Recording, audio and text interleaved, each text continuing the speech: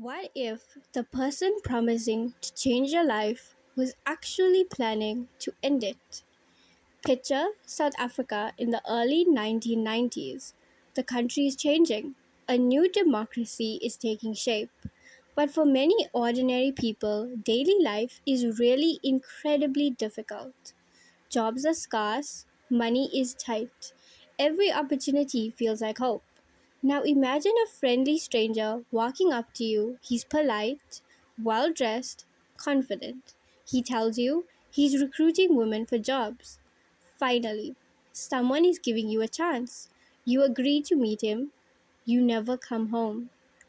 This is the story of Moses Sithole. Quick disclaimer before we get into today's episode. This podcast is based on publicly available information and is intended for educational and documentary storytelling purposes. Some dialogue and scene settings are used to help tell the story, but are not presented as verbatim historical fact. Listener discretion is advised as this episode discusses murder, sexual violence, and violence against women. So grab something warm, get comfy, and let's begin. Before newspapers called him the ABC killer, he was simply another face in a crowded country. Moses Sithole was born on 17th November 1964 in Vosloorus, Gauteng. His childhood was filled with hardships. After his father had died, his mother struggled to care for the family. Eventually, Moses and his siblings were placed into an orphanage. Years later, he claimed that they had suffered abuse in that orphanage. As they grew older, he found work in Johannesburg's gold mines. To the people around him, he seemed normal, quiet, polite, even charming. No one looking at him would have guessed what was hiding beneath the surface. In 1989, Sithole was convicted of rape. He had been sent to prison, but after serving only part of his sentence, he was released in 1993 for good behavior. Freedom gave him another chance.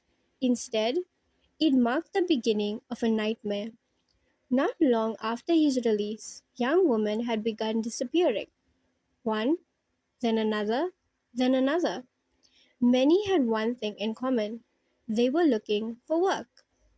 Sithole understood something terrifying. He knew exactly what people were desperate for: hope. He approached women in busy public spaces, taxi ranks, shopping areas, train stations. He introduced himself politely and claimed he could help them find employment. He spoke with confidence. He carried himself like someone who could be trusted. For women struggling to find work, his offer sounded like an answered prayer. But once they followed him to a quiet location, everything changed.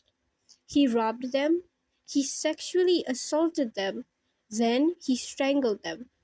Their bodies were left in open fields, bushes, and isolated areas. Alone, forgotten, or so he had hoped. As more victims were discovered, fear had spread across Gauteng. Police worked tirelessly, but there was one major problem. The murders were happening in different areas, different investigators, different police stations. At first, no one realized that they were chasing the same killer. The media eventually gave him a name that South Africans would never forget: the ABC Killer. The nickname came from the three main areas connected to the murders: Atteridgeville, Boksburg, and Cleveland. The name stuck, but the man behind it remained unknown. Then, something happened that shocked everybody. The killer made contact himself. He telephoned journalist Thompson the Beer. Imagine receiving that call. On the other end of the line, a calm voice. A man who claimed responsibility for the murders. He spoke about the killings without panic, without remorse. He even revealed details that only the killer would have known.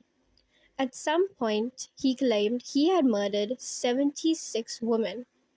Investigators have never confirmed this number, but the phone call became one of the biggest breakthroughs in the case. The hunt had intensified. Finally, on 18th October 1995, police found him. When officers moved in to arrest Moses Sithole, he had fought back. Armed with a hatchet, he attacked one of the officers. Police opened fire. He was shot and taken into custody. After years of terror, the killings had finally come to an end. His trial began the following year. Although he had previously confessed to investigators, he pleaded not guilty during the trial. The evidence told a different story. Witnesses, victims linked by fake job offers, physical.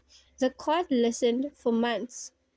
Then, in December 1996, the verdict arrived.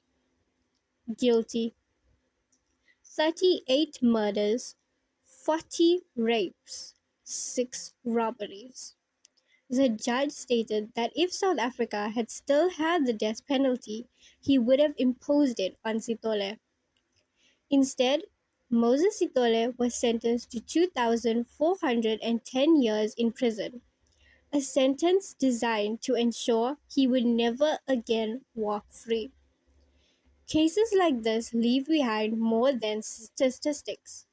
Behind every number was a daughter, a sister, a friend, someone who had dreams, someone who believed they were walking towards a better future. Instead, their lives were taken, their lives were stolen. Many victims have still never been identified. Some families may never know exactly what happened to the people that they love. And what is perhaps the saddest part of the story? Thank you for listening to Dark Nights in South Africa. If this episode has moved you, consider following the podcast so you don't miss future episodes exploring South Africa's most haunting true crime cases. If you have a case you'd like me to cover, let me know in the comments. Until next time, lock your doors, stay aware, and look after one another. And remember, sometimes the scariest monsters don't hide in the dark, they walk among us. Good night.